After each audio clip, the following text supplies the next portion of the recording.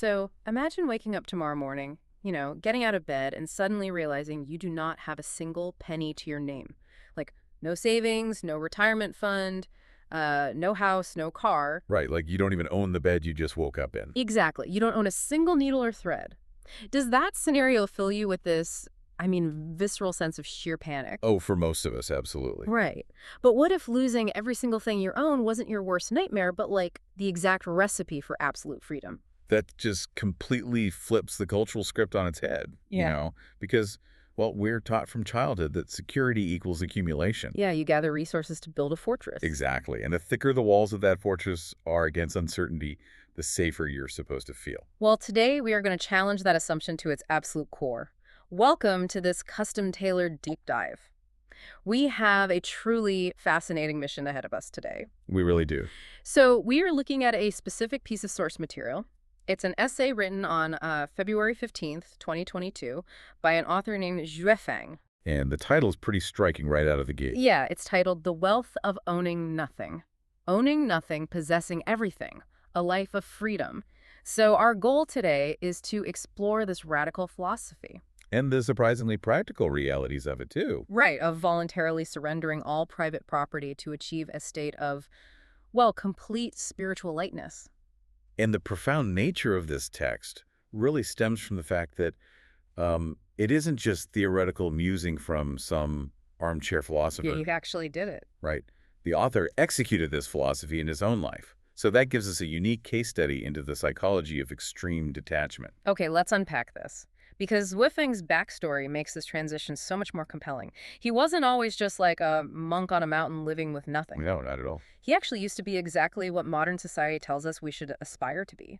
He was a small business owner. He lived in a villa. Making money every single day. Right. By all conventional metrics, he had completely won the game. He even mentions looking down at those who lacked houses or money or cars. Like, he felt a sense of sorrow for them. Wait, really? Yeah. He was fully bought into that paradigm of wealth accumulation. He actively pitied anyone who hadn't achieved his level of material success. So how does a guy living in a villa, making money every day, end up with, like, not even a needle to his name? Well, he intentionally gave it all away. He donated all of his belongings, leaving literally not a single penny for himself. Where did it all go? To a community he refers to as the second home of Lifechanyuan.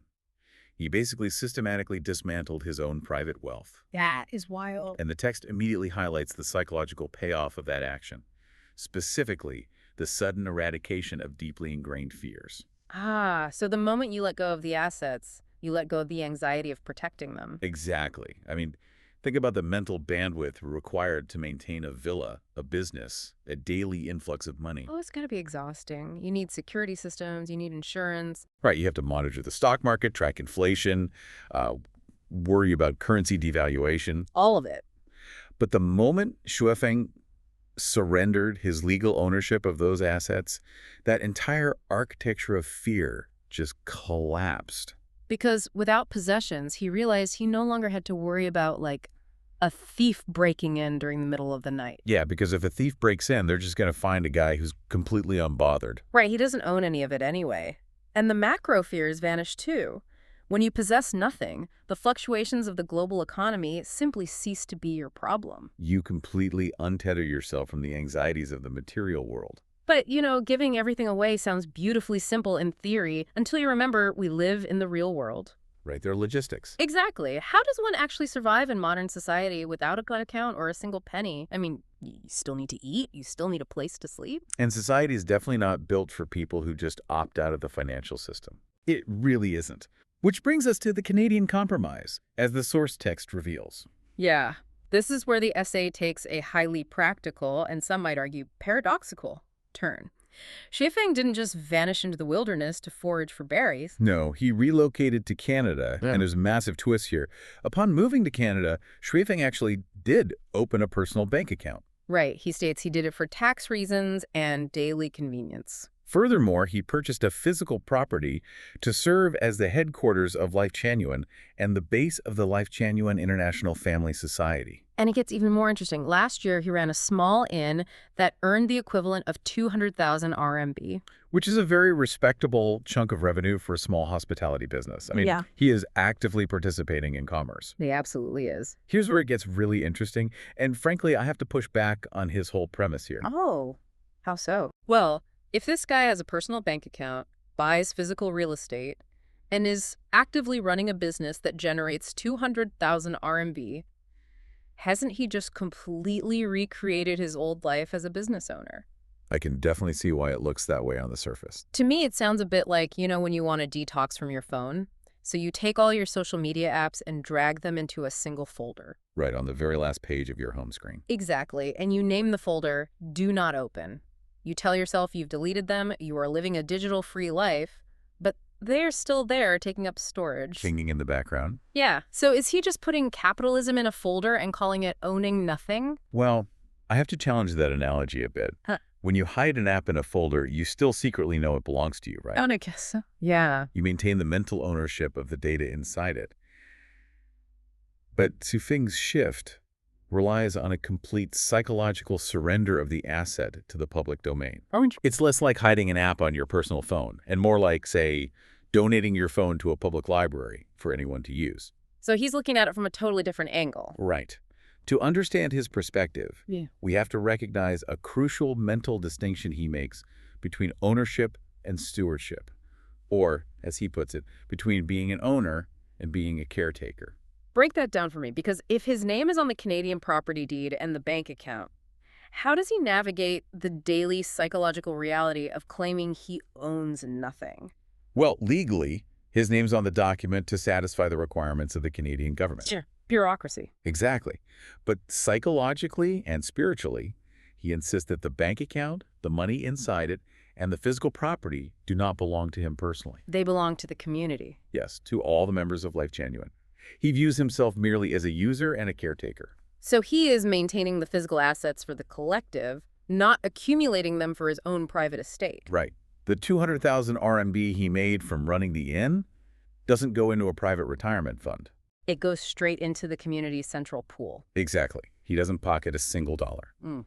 In return, he eats food provided by the community, he drives cars owned by the community, and he lives in houses owned by the community. So he interacts with physical objects constantly, but he does not claim dominion over them. What's fascinating here is how this shift in categorization completely removes the mental burden we were talking about earlier. I can see that. Like, if I am driving a car that I spent my own money on, I'm terrified of getting a scratch on the door because my personal net worth takes a hit. Right. Every scratch literally costs you. But if I'm driving a fleet vehicle for a company I work for, I will drive it safely.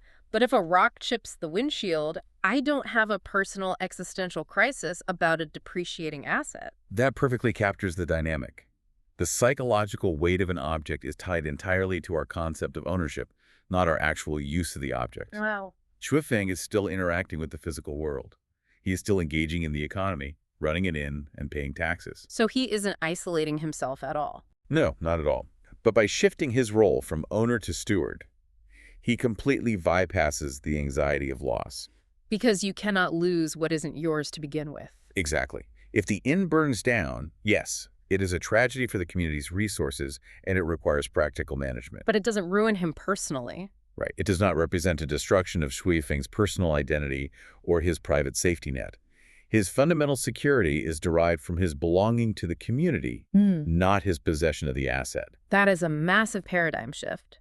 And it naturally leads into the profound emotional and psychological results he describes in the text. Which are pretty extraordinary. Yeah, because he doesn't actually own the inn or the cars. His baseline stress levels seem to have just plummeted. He makes some incredible claims about his current state of being. The text details a life entirely unburdened by the friction most of us just accept as normal. Right. He explicitly states that since letting go of his possessions, he has never lacked anything. He has never gone hungry, never felt cold, and never felt trapped. That is a bold statement. And mentally, he claims to carry zero burdens. Spiritually, he feels zero pressure. He describes his daily life as lighthearted. Well, that makes perfect sense when you consider the invisible cognitive load of modern property ownership. Oh, for sure. Every object you own requires a fraction of your mental energy to maintain or clean or upgrade or insure. When you delete the concept of mine from your vocabulary, you reclaim all of that mental energy. Exactly. But the text pushes this philosophy beyond just daily stress management. It applies it to the ultimate test of human anxiety. Mortality. Yes, death is the final deadline for our material possessions. It is the inescapable moment when all of our accumulating, organizing, and hoarding is forced to a sudden halt. And people spend an unbelievable amount of time stressing about what happens to their property after they pass. It is a massive source of tension. Drafting wills, assigning heirs, worrying about taxes. But Shufeng's perspective completely bypasses that fear. Right, because in life, he views himself as a celestial of the second home, and in death, he believes his soul belongs there. So when he passes on, he knows that he will leave peacefully, without a single shred of anxiety about what happens to the property. He can leave peacefully because the continuity of the community replaces the need for a personal legacy. There will always be other Lifechanyuan members to step in, manage the inn, and live in those spaces. He doesn't need to pass down a physical house to feel like his existence mattered. The community itself is the legacy. Which frees him to just exist in the present moment. If we look at how that alters his view of the world around him, we see a complete 180-degree flip from his days in the villa. Rose night and day. Earlier, we established that he used to pity the poor. He looked at people without houses or cars with sorrow because he thought they lacked the fundamental security of life.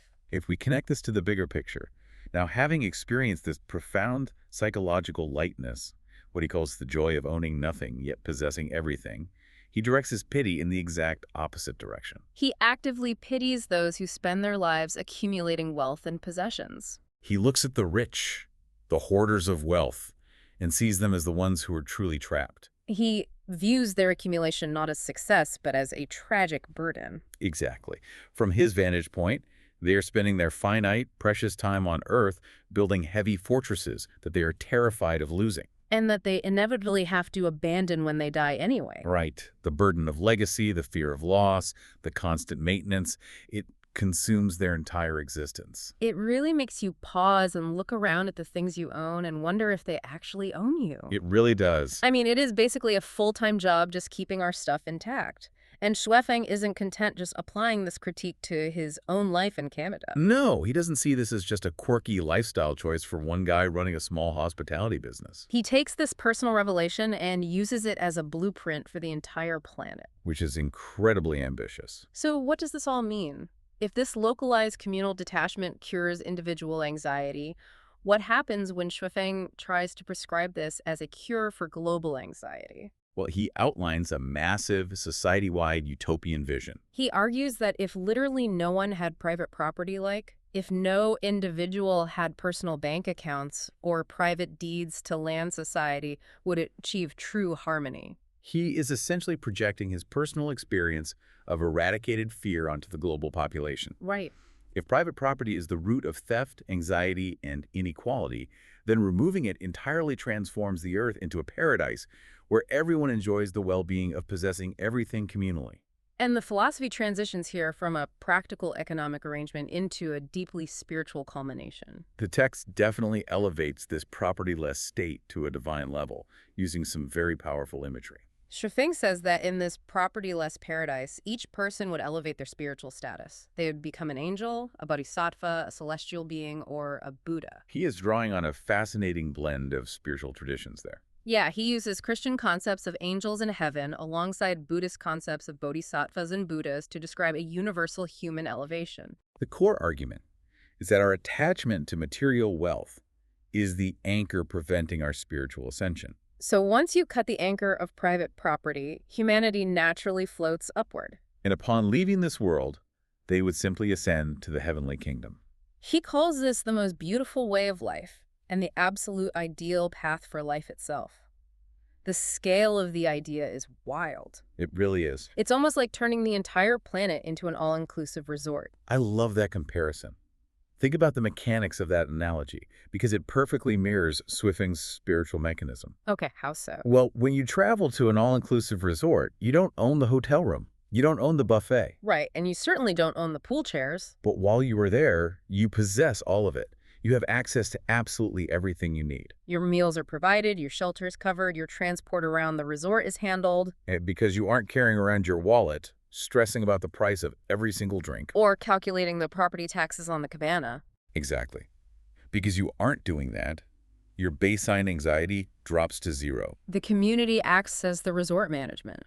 You spend your time actually living, enjoying the sun, swimming, engaging in conversations. Instead of paying the bill and maintaining the infrastructure, Zhuofeng is suggesting that the Earth itself is the resort, and we are expending all of our energy trying to buy and sell the individual hotel rooms. Rather than just enjoying the stay. Right. And when it's time to check out, when mortality comes, you just leave your key card on the desk and peacefully head to the airport. You don't cry because you can't take the hotel bed with you.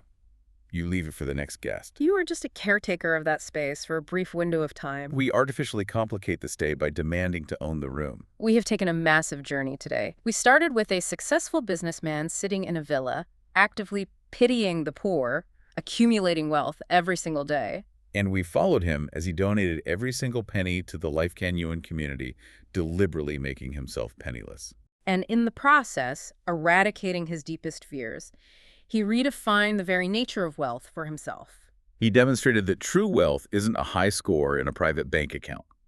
Wealth, in his view, is the access and security provided by a community where you act as a caretaker rather than an owner. Even when that means dealing with the practical realities of Canadian taxes and running a 200,000 RMB business. It all comes down to where that energy flows. Does it flow into a private fortress or back into the collective pool? Right.